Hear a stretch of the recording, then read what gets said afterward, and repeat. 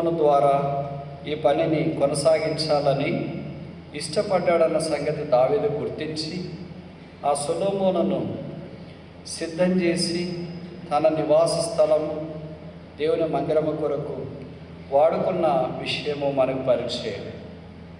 సొలొమోను అనగా piece, rest అని అర్థం, సమాధానము, నెమ్మది అని అర్థం. బహుశా ఈ సంవత్సరం ఆయనకి ఇవ్వబడిన వాగ్దానం కూడా సొలొమోను అంటే తప్పు కాదేమో, ఎందుకంటే సమాధానం, పీస్ ఆఫ్ గాడ్. ఆ సొలొమోను, పరలోకపు సొలొమోను యేసుక్రీస్తు ప్రభువే. ఆయనే అన్నాడు, నా శాంతి అంటే నా సొలొమోనును మీకు ఇచ్చుచున్నాను, లోకమిచ్చే సొలొమోను కాదు. My peace I give unto you. నా శాంతినే మీకు ఇచ్చుచున్నానంటే నా సొలొమోనునే మీకు ఇచ్చుచున్నాను. లోకమిచ్చే సొలొమోను, లోకమిచ్చే సమాధానము, శాంతి కాదు. ఇప్పుడు ఇలాగూ ఆలోచించడానికి మనం పూనుకున్నప్పుడు సొలొమోను దేవుని ప్రజలైన ఇశ్రాయేలుని 40 సంవత్సరాలు నెమ్మదిగా పరిపాలించినాడు, జ్ఞానముతో పరిపాలించినాడు. దేవుడు సొలొమోను ఎన్నుకున్న దేవుని చాయిస్. చూడండి, దేవుడు మనుషుడు చేసిన తప్పితాలను, మనుష్యుడు ఆ తప్పితాలు దేవుని సాన్నిధ్యంలో ఒప్పుకున్నప్పుడు దేవుడు ఆ తప్పితాలు క్షమించి వాటిని ఆశీర్వాదకరంగా మార్చగలడు. This is the God of Bible who converts the blunders of believers into blessings. ఇంకోసారి చెప్పనా? This is the only God who converts the blunders of believers into the blessing. ఎవరైనా మనిషి చేసిన నేరాలు, ఘోరాలను ఆశీర్వాదకరంగా మార్చగలరా? ఒకే ఒక్కడు, ఆయన పేరే యేసుక్రీస్తు ప్రభు. దావీదు చేసిన నేరాలు, ఘోరాల్లో 2 చాలా తీవ్రమైనవి. మొదటిది, జనసంఖ్య, ఇశ్రాయేలీయులకు జనసంఖ్య లెక్కించడం. సాతానే ప్రేరేపించిన కారణం చేత ఆ పని చేశాడు. దాన్ని బట్టి ఒక్క రోజులోనే 70,000 మంది చనిపోయారు. దావీదు తన తప్పును గుర్తించి దైవ సాన్నిధ్యంలోనికి వచ్చి ఆ పొరపాటును ఒప్పుకోవటానికి ఇష్టపడ్డాడు. దేవుడు దావీదును చంపజాలడు కనుక దేవుడు ఆ తెగులును ఆపివేసినాడు. అక్కడ ఓర్నాను కాలం ఎబూసీడైన ఓర్నాను ఉంది కనుక ఆ స్థలాన్ని దేవ మందిరం కొరకు ఏర్పాటు చేసి బలులు అర్పించిన సంగతి మనకు తెలుసు. దావీదు ఆ పొరపాటును ఒప్పుకున్నాడు. ఈ గొర్రెల్లాంటి ప్రజలు ఏం చేసిండేది? It is me who has done this mischief. ఈ పొరపాటు చేసింది, తప్పు చేసింది, అన్యాయం చేసింది, అక్రమం చేసింది, కానికారం చేసింది, బహుఘోరమైన పాపం చేసింది. నేను గొర్రెల్లాంటి నీ ప్రజలు ఏం చేశారు? చంపాలనుకుంటే నన్ను చంప, తెగులు వస్తే నాకు రాని, ఇబ్బంది వస్తే నాకు రాని, శిక్ష వస్తే నాకు రాని, మరణం వస్తే నాకు రాని, ఖడ్గం వస్తే నాకు రాని అనే దావీదులు ఉన్న దగ్గర దేవుడు ఆ స్థలాన్ని మార్చగలడు. He could convert that blunder into a blessing called the place of great work. గొప్ప పని కొరకు అవసరమైన స్థలాన్ని దేవుడు ఆ ఒక్క పొరపాటును దావీదు ఒప్పుకున్న కారణం చేత మార్చివేశాడు. ఇప్పుడు దావీదు చేసిన 2వ ఘోరమైన పొరపాటు బెత్షెబాతో పాపం. ఆ పాపాన్ని దావీదు ఒప్పుకున్నప్పుడు నాతాను ఆయన దగ్గరికి వచ్చినాడు. ఆ మనుష్యుడవు నీవే, ఆ రాజు నువ్వే కాదు, ఆ హృదయానుసారుడు నువ్వే కాదు, ఆ పరాక్రమంతుడు నువ్వే కాదు, అందగాడు నువ్వే కాదు, ఆ ఇశ్రాయేలు మధుర గాయకుడు నువ్వే కాదు.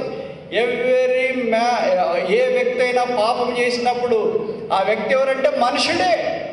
ఆయన రాజు కాదు, సేవకుడు కాదు, బోధకుడు కాదు, కాపరి కాదు, ఉపదేశకుడు కాదు, సింగర్ కాదు, మ్యూజిషియన్ కాదు, సండే క్లాస్ టీచర్ కాదు, యూత్ లీడర్ కాదు. thou art that man. ఆ మనుష్యుడవు నీవే.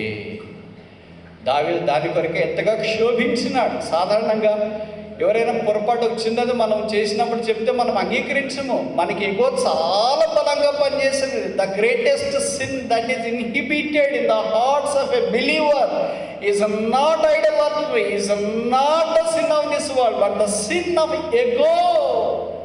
విశ్వాస హృదయంతరంగంలో తిట్ట వేసిన పాపము విగ్రహారాధన కాదు, కాని కార్యాలు కాదు, చెడ్డవి కాదు, కానీ ఒక్కటే, స్వయం.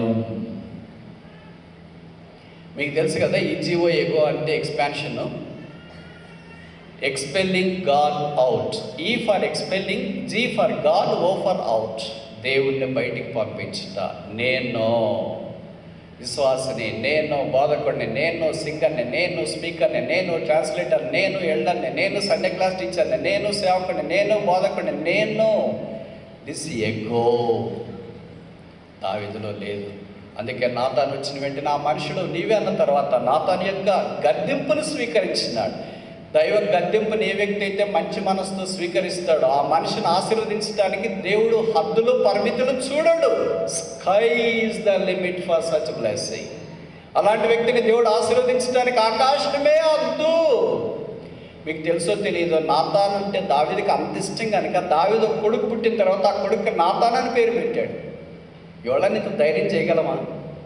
మనల్ని ఎవరైనా గద్దిస్తే వాళ్ళ ముఖం చూడము, వాళ్ళు చెప్పే వాక్యాలు వినము, వాళ్ళ దగ్గరికి వెళ్ళము, వాళ్ళ సంగతి అంతా మనకు తెలుసు అని సోషల్ మీడియాలో వైడ్ డిస్ట్రిబ్యూషన్, TV9 మాదిరి చూస్తూనే ఉండండి. నిరంతర ధారావాహిక వార్తా స్రవంతి. దావీదు అలాంటి వాడు కాదు. అందుకనే దావీదు యొక్క ఒప్పుకోలు దేవుడు అంగీకరించినాడు. అంగీకరించిన కారణం చేత ఇప్పుడు దావీదు బెత్షెబా గర్భములో నుండి బయటికి తీసుకుని వచ్చిన రెండవ కుమారుడు సొలొమోను. మొదటి కొడుకు చనిపోయాడు పాపాన్ని బట్టి. ఇప్పుడు రెండవ కుమారుడు సొలొమోను. ఆ సొలొమోను ద్వారా మందిరాన్ని కట్టాలని దేవుడు సంకల్పించినాడు. మొదటి పొరపాటును బట్టి ప్లేస్, స్థలం వచ్చింది. రెండవ పొరపాటును బట్టి పర్సన్, వ్యక్తి వచ్చినాడు.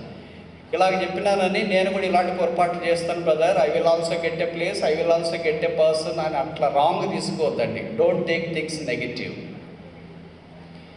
దావీదు ఆ పాపాలు ఒప్పుకొని దేవుని సన్నిధిలో విడిచిపెట్టాడు కనుక దేవుడు తన రెండు పొరపాట్లు క్షమించి వేసి రెండు ఆశీర్వాదాలుగా చేసినాడు. ఈ దినాన యెరూషలేము అక్కడ ఉందంటే ఈ దావీదు రెండు పొరపాట్లను దేవుడు ఆశీర్వాదకరంగా మార్చినాడు. Place and a person.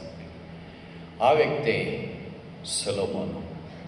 సొలొమోను గురించిన సంగతులు బైబిల్లో విస్తారంగా రాయబడ్డాయి. యేసు ప్రభు వారు కూడా కొత్త నిబంధనలో 2 సార్లు మనకు సొలొమోను పరిచయం చేశాడు.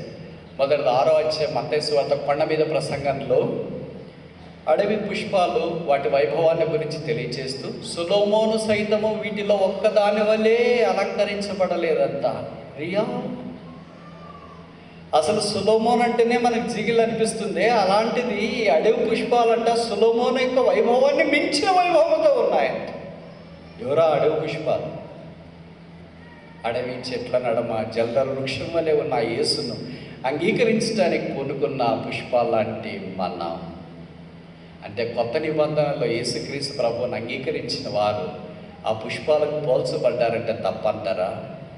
12వ అధ్యాయంలో యేసు ప్రభు అన్నాడు మత్తయి సువార్తలో, ఇదిగో సొలొమోను కంటే గొప్పవాడు ఇక్కడ ఉన్నాడు. Greater than Solomon. ఆయనే యేసుక్రీస్తు ప్రభువు. సొలొమోను జ్ఞానం కంటే మించిన జ్ఞానం గలవాడు యేసుక్రీస్తు ప్రభువు. ఇప్పుడు సొలొమోను యొక్క జీవిత చరిత్ర అంతా మనం చూడలేము, కానీ ఒక 5 విషయాలు మనం చూడటానికి ప్రయత్నం చేస్తాం. రాజుల మొదటి గ్రంథం 1 King chapter 3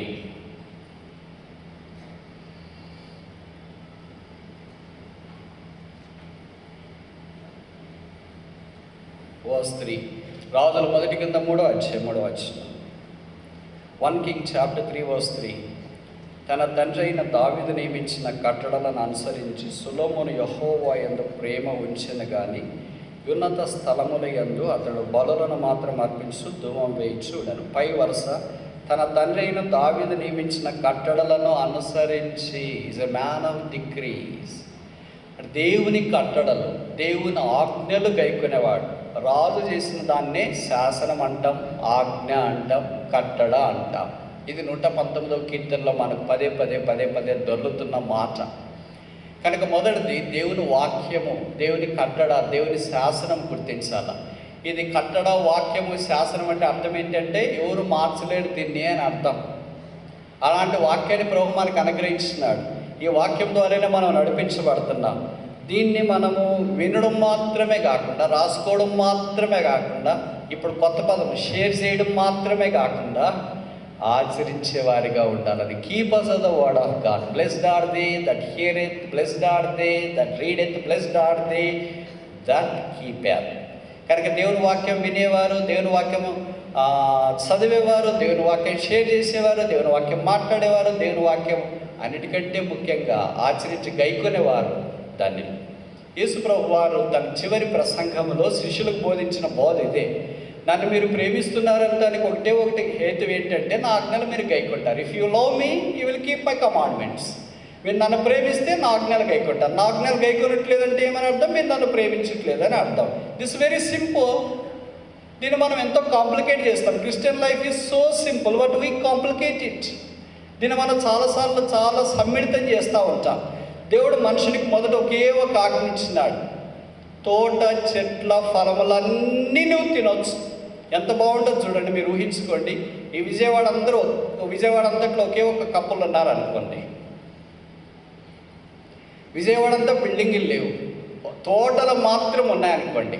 వాళ్ళు అక్కడికి వెళ్తే కొబ్బరి తోట కనిపిస్తుంది, ఇక్కడికి వెళ్తే పనస, అక్కడికి వెళ్తే జామ, ఇక్కడికి వెళ్తే మామిడి, ఇక్కడికి వెళ్తే పైనాపిల్, ఎక్కడికి వెళ్తే కివి, అక్కడికి వెళ్తే డ్రాగన్, ఇక్కడికి వెళ్తే ద్రాక్ష. ఇలాగ అన్నీ కనిపిస్తూ ఉన్నాయి. ఎన్నం తినాలా? షేర్ చేసుకోవడానికి లేదు, ఎవరు లేరు కదా, ఎవరి దగ్గరికైనా పంపించడానికి లేదు కదా.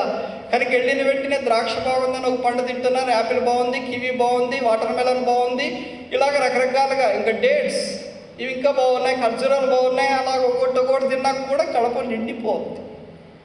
అంత బాగున్నారు. కానీ ఒకటి తినొద్దని దేవుడు చెప్పాడు. ఏది చెప్పాడో సాధారణంగా అదే మనము వైలెట్ చేయడానికి ప్రయత్నం చేస్తాం.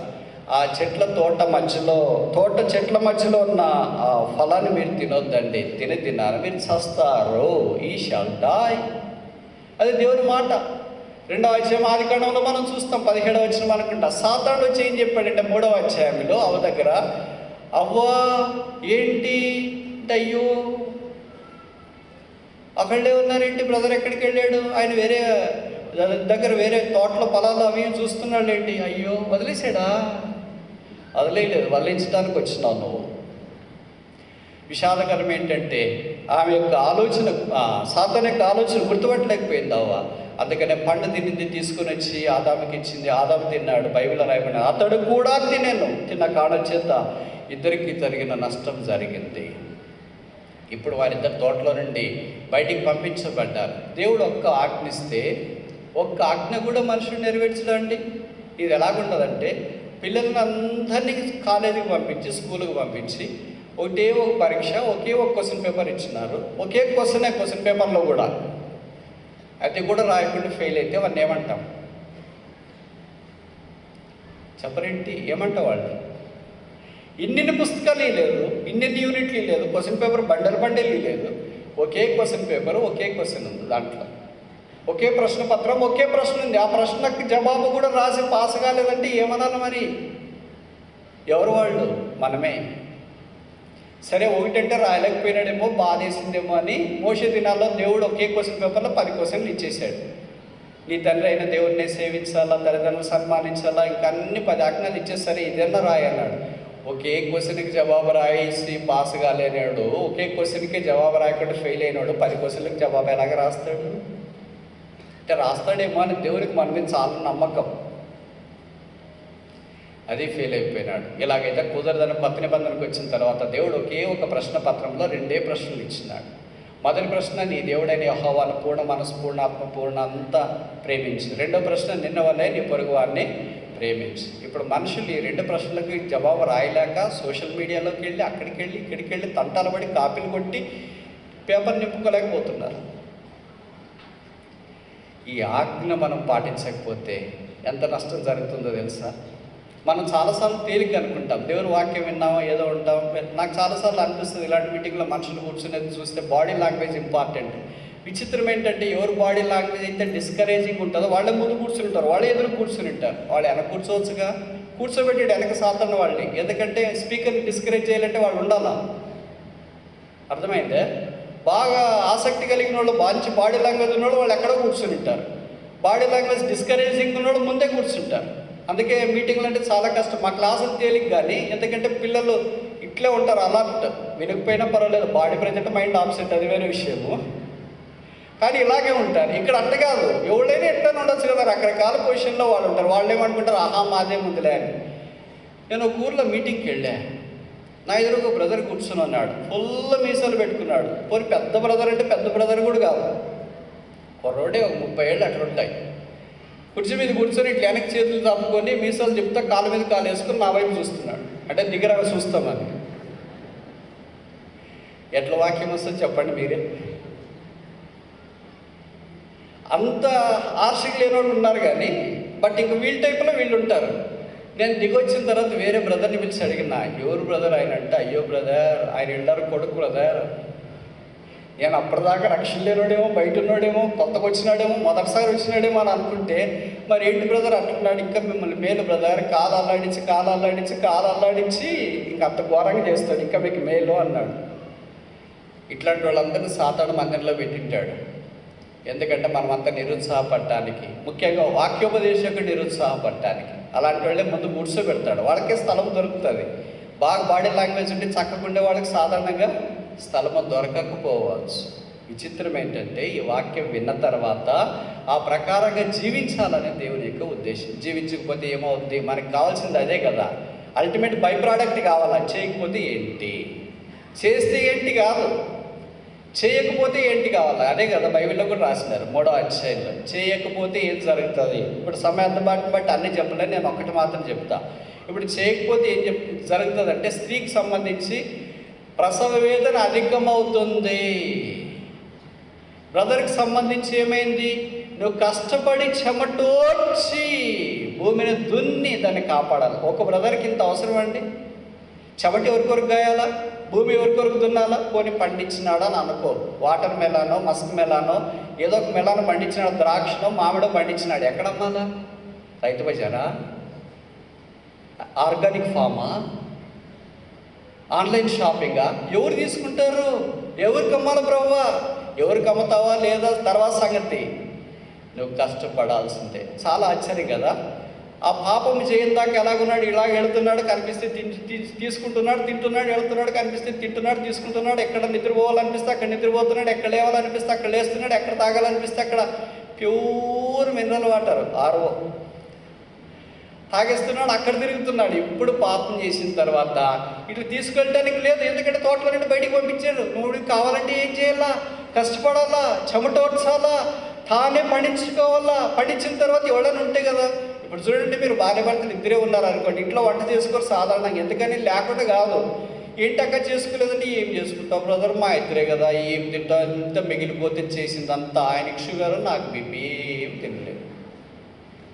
షుగర్ బీపీ ఉండి ఏం తినలేకుండా వంట చేసుకోలేక అలాగే ఉండిపోతున్నారే. మరి వీళ్ళిద్దరే ఎంత కష్టపడాలి, ఎందుకు కష్టపడాలి, ఎంత డిఫికల్టీ కదా ఇది. ఒక పాపాన్ని బట్టి మనుషుడు ఎంత పతనానికి గురైపోయాడు చూడు. అయితే ప్రభుకు స్తోత్రాలు, దేవుడు కరుణించి వారిని బాగు చేయాలని సంకల్పించినాడు. ఇప్పుడు దేవుని యొక్క వాక్యం మన దగ్గరికి వచ్చినప్పుడు సొలొమోను దావీదు యొక్క వాక్యం మాటలు విన్నట్లు, ఆజ్ఞలు గైకొన్నట్లు మనం కూడా గైకొనాలని కోరబడుతూ ఉన్నాం. దేవుని వాక్యం అంటే కొంతమందికి ఇష్టం, కొంతమందికి లక్ష్యం. ఇప్పుడు చూడండి, మొదటి దేవుని వాక్యం చెప్పడానికి ఇలాంటి మీటింగ్ ఒక ఆయన పెట్టినాడు. ఎంతమంది వచ్చినారు? ఆదికాండం 49వ అధ్యాయం. ఆదికాండం 49, జెనసిస్ చాప్టర్ 49.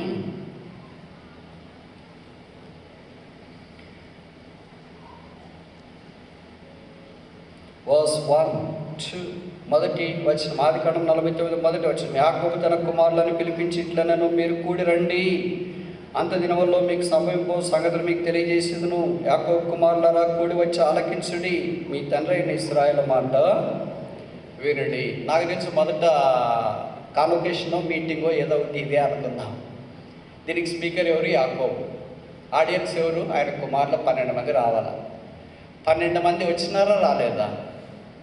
సాధారణంగా 12 మందే ఉంటే ఒకవేళ మనమే పిలిపిస్తే వస్తారా రారా? With all probability some will absent, కొంతమంది రారు. ఇక్కడ యోసేపు కూడా వచ్చినాడు, బైబిల్లో రాయబడింది. యోసేపు ప్రధానమంత్రి. ఇప్పుడు మన మాదిరి ఎవడని పోయి చెప్పినారంటే, మీ నాన్నగారు మీటింగ్ పెడుతున్నాడంట అని. స్పీకర్ ఎవరు అంటే, మీ నాన్న. అబ్బా, ఆయన సంగతి మాకు స్టార్టింగ్ నుండి ఎండింగ్ దాకా తెలుసు, ఆయన చెప్తే మేమేం తినేది అని అనలేదు.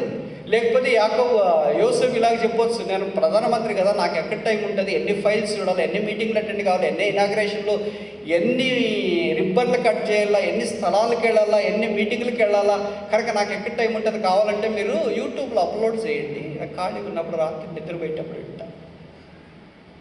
అలాగే చెప్పలే యోసేపు. బైబిల్లో రాయబడింది యోసేపు కూడా మీటింగ్కి వచ్చినాడు.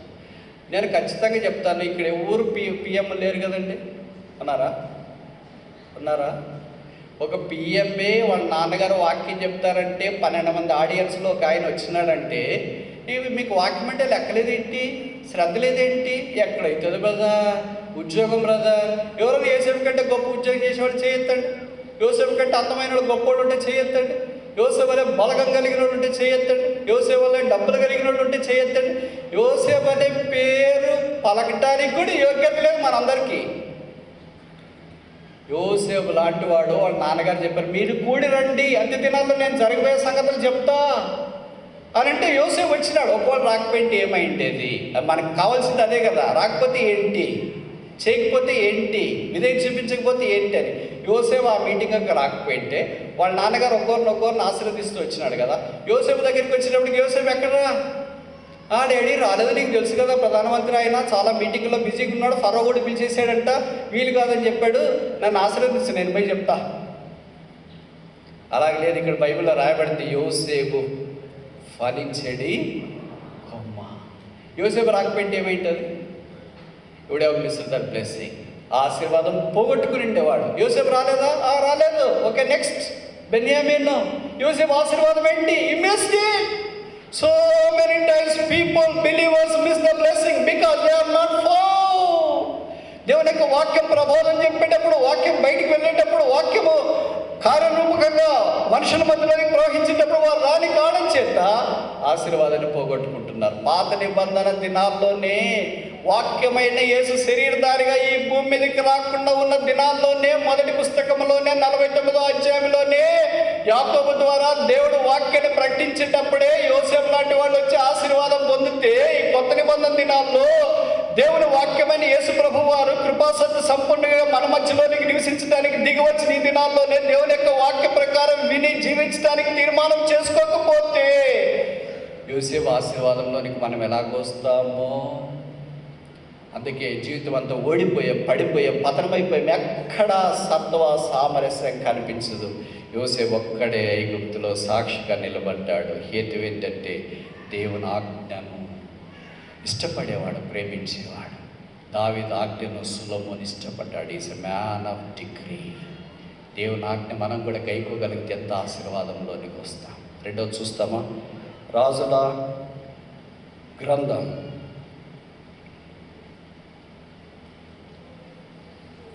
3వ అధ్యాయం. రాజుల మొదటి గ్రంథం 1 Kings chapter 3 verse 3 second line. రాజుల మొదటి గ్రంథం 3వ అధ్యాయం 3వ వచనం 2వ వరుస.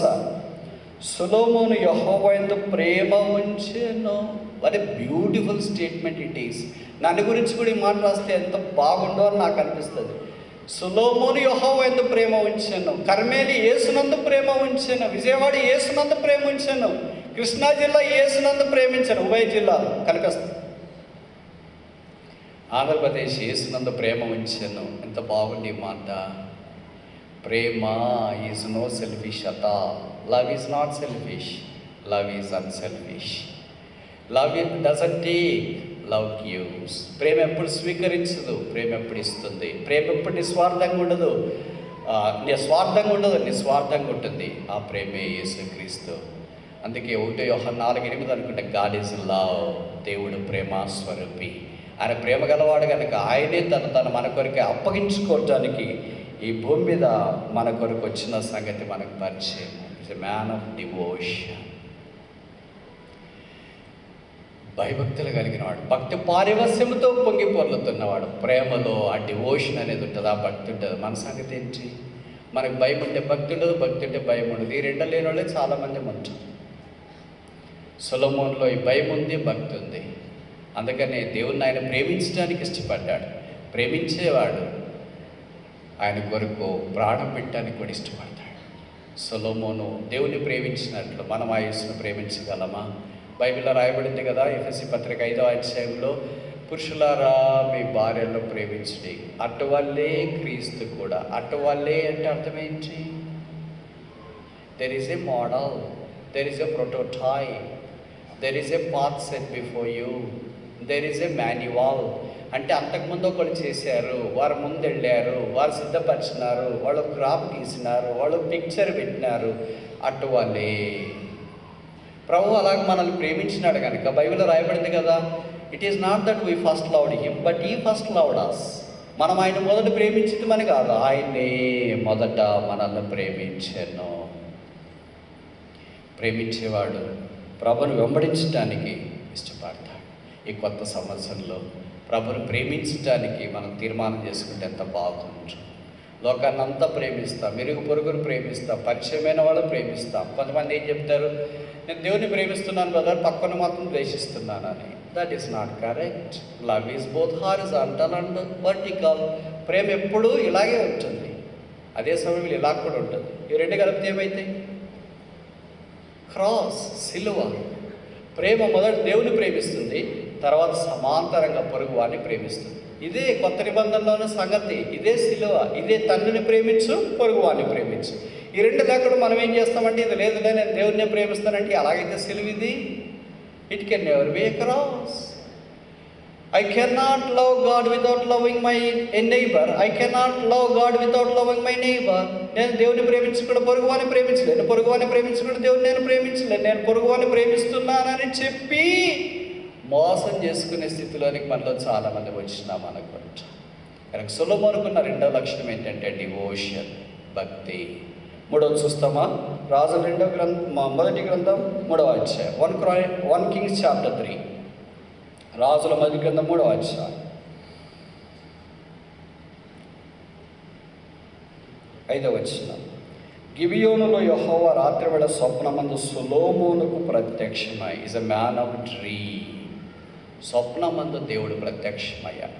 ఇప్పుడు కొన్ని ప్రశ్నలు అడుగుతా, మీరు జవాబులు చెప్పగలరు, మీకు బాగొచ్చు. నేను మిమ్మల్ని ప్రశ్న అడిగేంతటి వాడిని కాదు, ఎందుకంటే నేనే చెప్తే బాగుండదు, మీరు కూడా చెప్తే బాగుంటుందనే ఉద్దేశం. మధ్యాహ్నం క్విజ్ ఉంటుంది, బట్ నో ప్రైజెస్.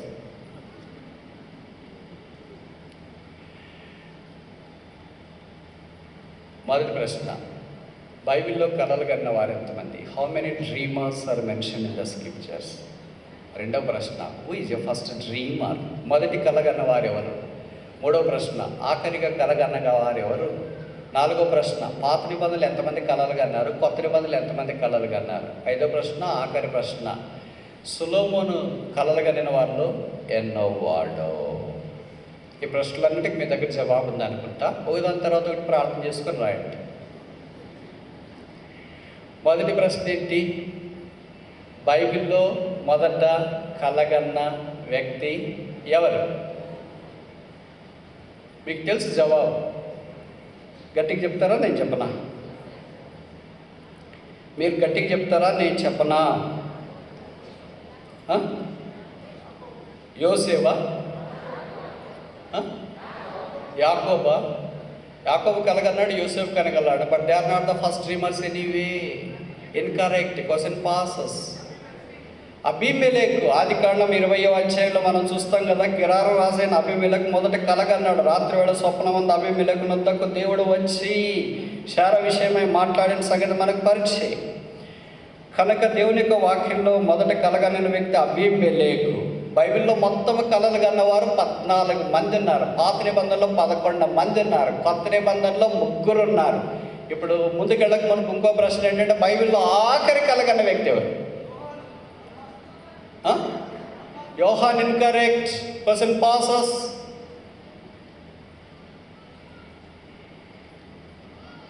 నేను ఈ జవాబు చెప్తే మీరు అనుకుంటారు, అయ్యో ఇదేనా? పిలాతు భార్య. She is the first dreamer in the Bible is man, the last dreamer in the Bible is woman.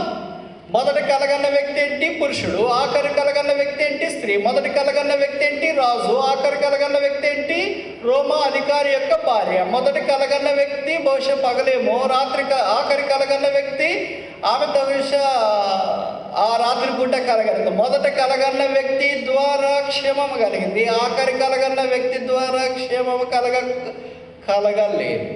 మొదట కలగన్న వ్యక్తి ద్వారా ఒక స్త్రీ కాపాడబడగలిగింది. మొదట కలగన్న పురుషుడు స్త్రీని గురించి కలగన్నాడు, శారా విషయమై జాగ్రత్త, దయచేసి డోంట్ టచ్ హర్. ఆఖరి కలగన్నది స్త్రీ పురుషుని గురించి కలిగింది, పిలాతు దగ్గరికి పంపించింది, యేసుప్రభు విషయం జాగ్రత్త, don't touch him. What a contrasting it is. మొదటి కలలో అబీమెలెకు దేవుని మాట విన్నాడు. ఆ తర్వాత దేవుడికి మనకు వాక్యంలో రాయబడింది కదా, ఆ దేవుడు వారిని ఆశీర్వదించినాడు. మొట్టమొదటి బైబిల్లో హీలింగ్ పవర్ ఉన్న వ్యక్తి ఎవరు? Who is the first healing power full person? అదే 20వ అధ్యాయంలో చెప్పబడింది. అబ్రహాం ప్రార్థన చేస్తే అబీమెలెకు ఇంటి వారందరూ బాగయ్యారు. బాగా కావడమే మాత్రమే కాదు, పిల్లలు లేని వారికి పిల్లలు కలిగారు. అంటే ఫర్టిలిటీ సెంటర్ మొదట ఆయన స్టార్ట్ చేసి ప్రార్థనతో దేవుడు వారందరికి పిల్లలు ఇచ్చినారు. అబ్రహాం వల్లే మనం ప్రార్థన చేసినప్పుడు కూడా ఎవరికన్నా పిల్లలు లేని వాళ్ళకి పిల్లలు అయింటే, రోగం వచ్చిన వాళ్ళు బాగా అయింటే బయట ఎంత పబ్లిసిటీ చేసింటే మైక్ ఇచ్చి చెప్పు, ఏమైందో చెప్పు, ఏమైందో చెప్పు, ఏమైందో చెప్పు. ఏమైందో ఏమన్నా ఉంటాయి కదా కావటానికి. అబ్రహాం రాజుల కొరకు ప్రార్థన చేసినాడు. A Christian has such a privilege to pray for the Kings.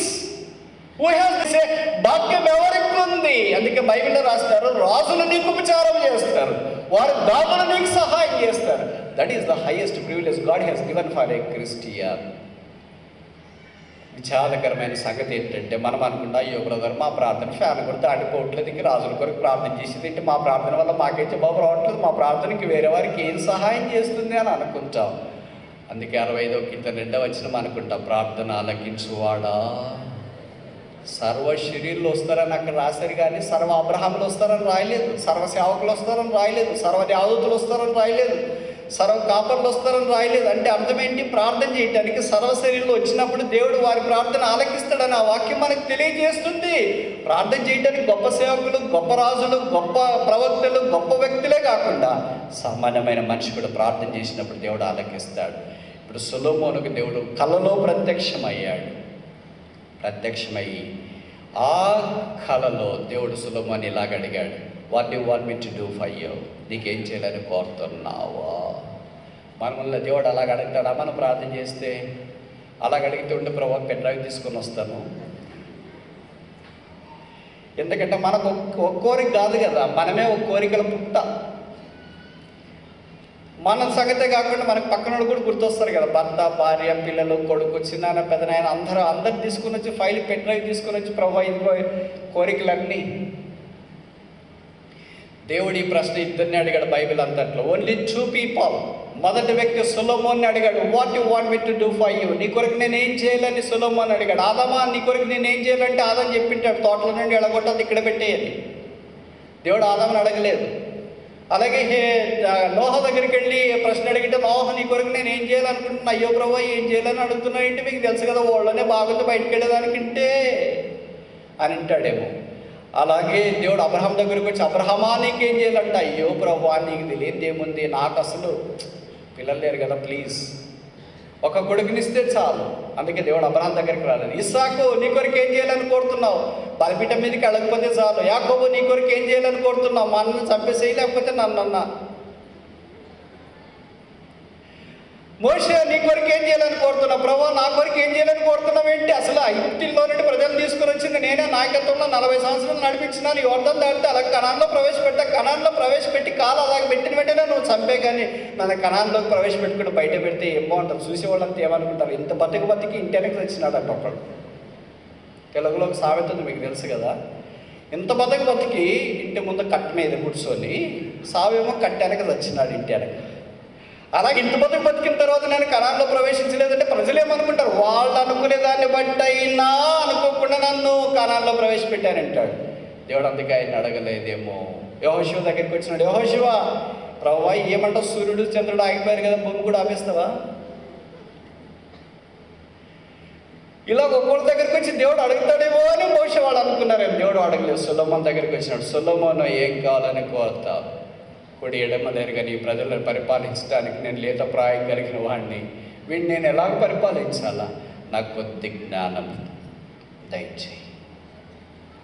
బైబిల్లో రాయబడింది, సొలొమోను అడిగింది అది దేవునికి యెహోవాకి ఇష్టమైన కనుక జ్ఞానంతో పాటు ఘనత, ఐశ్వర్యము, ప్రభావం, రాజ్యం అన్ని దేవుడు సొలొమోనుకి buy one get all free. That is the package of Christ. క్రీస్తు యొక్క ప్యాకేజ్ అది, buy one get all free. మనం ఏమంటామంటే give all free, I don't want to buy. రోమపత్రిక 8వ అధ్యాయంలో దేవుడు తన కుమారుని అనుగ్రహించడానికి వెనుదీయలేదు కనుక ఆయనతో పాటు సమస్తము, ఆయన కుమారుని స్వీకరించకపోతే ఆయనతో పాటు సమస్తము రాదు.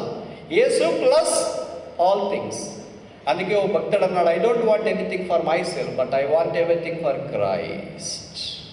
ఇంకోసారి చెప్పనా, నాకైతే ఏమీ వద్దు, అంటే క్రీస్తుని బట్టి ఐ వాంట్ ఆల్. ఇలాగ చెప్పగలిగితే ఎంత బాగుంది. మనమేమనుకుంటాం, I want everything but I don't want anything for Christ. క్రీస్తు కొరకైతే నాకేమీ వద్దు. సొలొమోను అలాగ జ్ఞానం కావాలని కోరాడు. కొత్త నిబంధనలు, పాత నిబంధనలో మొదటి వ్యక్తి అయినా, కొత్త నిబంధనలో సొలొమోను అనే స్త్రీ. మత్తయి సువార్తలో మనం చూస్తే 20వ అధ్యాయం 20-21 వచనాలు అనుకుంటే, యేసుప్రభు దగ్గరికి వచ్చిన ఆ శిష్యుడు, నా కుమారుల్లో 2 ఉన్నారు కదా, కుడివైపు ఎడమవైపు ఒకరు కూర్చోబెట్టుకోండి అని చెప్పారు. సరే, ఇప్పుడు ఆ వాక్యంలోనికి మనం వెళ్ళట్లేదు. ఇప్పుడు సొలొమోను దగ్గరికి వచ్చిన తర్వాత సొలొమోను వాక్యం చెప్తే సొలొమోను జ్ఞానం కావాలని కోరాడు. దేవుడు ఆ జ్ఞానం అనుగ్రహించినట్లు వాక్యంలో మనం గమనిస్తూ ఉన్నాం. జ్ఞానం అంటే ఏంటి? తల్లిదండ్రులు పిల్లల్ని ఏంట్రా నీకు బర్త్డే ఏం కావాలా అని అడిగారు అనుకో, నాకు కేక్ కావాలా అంటే ఓకే సరే, ఇంతటితోనే ఆగిపో, మళ్ళీ ముందుకు పోయినామంటే ప్రాబ్లం వస్తుంది. నాకు బట్టలు కావాలా, ఓకే ఇంతటితోనే ఆగిపో, ముందుకు పోవాలంటే ప్రాబ్లం వస్తుంది అని అనుకుంటారు. కానీ కొన్నిసార్లు మనం ఏం చెప్తామంటే వాడు బర్త్డేకి ముందే చెప్తాను, నీ బర్త్డే వస్తుంది కదా నీకు ఒక మంచి కేక్ తెస్తా, సరేనా అంటే ముందే చెప్పేస్తాం క్వశ్చన్ పేపర్ లీక్. ఎందుకంటే మళ్ళీ వాళ్ళు ఎక్కువ అడిగితే కష్టం, అంత లేదు కదా మనకు, అందుకని ముందే చెప్పేస్తాం. అలా కాకుండా మమ్మీ డాడీ ఇలా పిల్లలు ఉన్నారు, ఇంటర్మీడియట్ చదువుతున్నారు, లేదా కొడుకు కూతురు బీటెక్ చదువుతుంది, 20 ఏళ్ళు 19 ఏళ్ళు కూతురు దగ్గరికి వచ్చి నాన్న తల్లి ఇద్దరు కలిసి అడిగారు, అమ్మాయి నీ బర్త్డే కదా ఏమి కావాలా నీకు? డాడీ నాకు ఏమొద్దు అంటే వాళ్ళకి అనుమానం వస్తుంది, మొదటిసారి అలాగంటే అడిగినారేమో అని. అందుకని తెస్తాలే పర్లేదు, డ్రెస్ తీసుకొని వస్తావు, ఎందుకు అలాగంటావు, అలిగిపోయినట్టు మాట్లాడుతున్నావేంటి, ఏం కావాలో చెప్పొచ్చు కదా. అవి ఏమొద్దు డాడీ, డ్రెస్ కావాలా వద్దు, మొబైల్ ఫోన్ కావాలా వద్దు, చెప్పులు కావాలా వద్దు, సైకిల్ కావాలా వద్దు, స్కూటీ కావాలా వద్దు, మరి ఏం కావాలో చెప్పమ్మాయి. ఏమొద్దు డాడీ, నువ్వు నాకుండగా ఈ లోకంలో ఏమీ వద్దు. ఎప్పుడు వాళ్ళ నాన్న అమ్మ ఎలా ఫీల్ అవుతారు మీరు చెప్పండి. మిమ్మల్ని ఊహించుకోండి, అక్కడ దగ్గరకు వచ్చి హత్తుకొని కళ్ళలో నీళ్ళన్నీ కారుతూ, ఎందుకు బేటీ అట్లా అన్నావు, అసలు కరిగిపోతున్నా తెలుసు, మీ అమ్మ కూడా నన్ను అట్లా, పెళ్ళైన రోజు నేను ఈ రోజు దాకా అలాగంటలేదు, నువ్వు నన్ను అన్నా అబ్బో ఇంక నేను ఎట్లా ప్రేమ, I don't know how to love you బేటే, comma I love you so much. ఒక కూతురు కానీ కొడుకు కానీ తల్లిదండ్రులని ప్రేమిస్తున్నాం, మాకేమొద్దు నీవే అని అంటే 9 నెలలు మోసి కన్న తల్లిదండ్రులు అంత ముగ్గులైపోతే, అంత కరిగిపోతే, దేవుడు కూడా సొలొమోను గిబియోనులో ప్రత్యక్షమే, సొలొమోను కొత్త నిబంధనలో ఏ మనుషుని, ఏ దైవజనుని, ఏ ప్రవక్తని నేను ఈ ప్రశ్న అడగలేదు, నీకేం కావాలో చెప్పు. ప్రభువా నీవే నాకు కావాలా. జ్ఞానం అంటే ఎవరు అనుకున్నారు? 1 కొరింథీ 1 రాయబడింది, పౌలు రాస్తాడు, Christ is the redemption, Christ is the sanctification, Christ is the righteousness, Christ is the wisdom of God. క్రీస్తే దేవుని జ్ఞానమై ఉన్నాడు. సొలొమోను జ్ఞానం అడిగాడంటే ఏమడిగాడు? నీవే నాకు కావాలి. ఇప్పుడు ఇలాగ చెప్తే తప్ప, సొలొమోను గర్భంలో నుండి జ్ఞానుల జ్ఞానైన లోకాధిపతి యేసుక్రీస్తు ప్రభు వారి భూమి మీద రావటానికి ఇష్టపడ్డాడు. ఆహా, దేవుని బుద్ధి జ్ఞాన బాహుళ్యములు ఎంత దొద్దవే. ఇది నన్ను ప్రభు మన దగ్గరికి వచ్చి కూడా అలాగ అడుగుతున్నాను, మీకేం కావాలా? జవాబేంటి? ముగించక మనకు వాట్ యు వాంట్, ఏం కావాలా? మనకు చాలా ఉన్నాయి, అవన్నీ మన జీవితాన్ని నెరవేర్చు, మన జీవితానికి సార్థకత తీసుకురావు. మన జీవితానికి క్షేమం కాదు. నాకు బట్టలు కావాలన్నా, ఇల్లు కావాలన్నా, కారు కావాలన్నా, స్మార్ట్ ఫోన్ కావాలన్నా, యాపిల్ కావాలన్నా, యాపిల్ గ్యాడ్గెట్స్ కావాలన్నా, ఏది కావాలన్నా నా జీవితానికి తాత్కాలికమే. ప్రభువా, ఆకాశమందు నీవు నాకుండగా నాకేమీ అక్కరలేదు. This is the spirit of Solomon. Solomon యొక్క ఆత్మ ఇది. మన సంగతి ఏంటి? This is called decision. 3 విషయాల్లో 4 చూసినాం. మొదటిది ఏంటి? Is a man of decrees, దేవుని వాక్యాన్ని అంగీకరించిన వాడు. రెండవది is a man of devotion, యెహోవాను ప్రేమించిన వాడు. మూడవది is a man of dreamer, కలగన్నవాడు. నాలుగవది, ఆకలి ముగిస్తాం ఇంకా, నాలుగవది is a man of decision, తీర్మానం కలిగిన వ్యక్తి. ఇది మధ్యాహ్నం మన తీర్మానం ఏంటి? సాతాను అంతా లోకం చూపిస్తున్నాడు. ఏం కావాలి నీకు, ఏం కావాలి నీకు, ఏం కావాలి నీకు, ఏం కావాలి నీకు, ఏం కావాలి నీకు, తీసుకో, చాయిస్ ఈజ్ యువర్స్. సిలువేయబడి యేసు అడుగుతున్నాడు పైనుండి. లోకమంతా సాతాను నీకు చూపిస్తున్నాడు. లోకం ఒకవైపు, సిలువేయబడి యేసు ప్రభు ఒకవైపు. What is our choice? మన ఎన్నికేంటి? ప్రభువా, నీ సిలువే నాకు మొద్దు, నీ సిలువే నాకు ఆశ్రయం, నీ సిలువే నాకు దాగుచోటు, నీ సిలువే నాకు సరైన. ఆ సిలువ మార్గంలో వెళ్ళేవారిని దేవుడు తన మందిర నిర్మాణం కొరకు వాడుకోవాలని కోరుతున్నాడు. ఆయనే జ్ఞానమైన. ఈ మధ్యాహ్నం ముగించక మనకు మన ఎన్నిక ఏంటి? మన చాయిస్ ఏంటి? సొలొమోను వలె దైవికమైన ఎన్నికలోనికి వచ్చినామా, లేదా భౌతికమైన ఎన్నికలో మనం జీవిస్తున్నామా? భౌతికమైన ఎన్నికలో జీవించినంత కాలం ఈ దైవిక ఎన్నికను మనం ఆస్వాదించలేము. ఎప్పుడైతే ఈ దైవిక ఎన్నికలోనికి వస్తామో అప్పుడు యేసుప్రభు యొక్క శిలువ రక్తం ద్వారా కడగబడి శుద్ధీకరించబడి ఆ శిలువకు మనల్ని మనమే అప్పగించుకున్నప్పుడు ఆ యేసు మనల్ని కట్టటకు వాడుకునే సమర్థుడు. అంటే వాడు ఆయన. కట్టబట్టడానికి మనం ఇష్టపడి మనల్ని మనం అప్పగించుకున్నప్పుడు సొలొమోనును వాడుకున్న దేవుడు మనల్ని కూడా వాడుకుంటాడు. సొలొమోను అంత జ్ఞానం మనకు లేదు, అంత త్యాగం మనకు లేదు, అంత ఐశ్వర్యం, అంత ప్రభావం, అంత గొప్పతనము, ఆయన పేరు కూడా ఉచ్చరించడానికి మనం యోగ్యులం కాదేమో. అయితే సొలొమోను దేవుడు ఇంకా సజీవుడై ఉన్నాడు.